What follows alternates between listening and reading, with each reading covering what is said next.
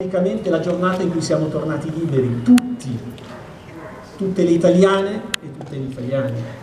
perché le italiane acquisiscono la dignità solo nel 1946, è la prima volta che vanno a votare.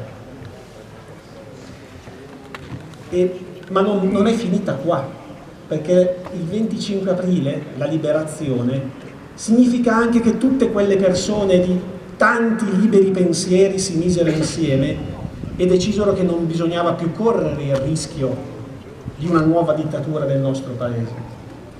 E allora si misero insieme a scrivere qualche regola, ma non qualche regola qualunque.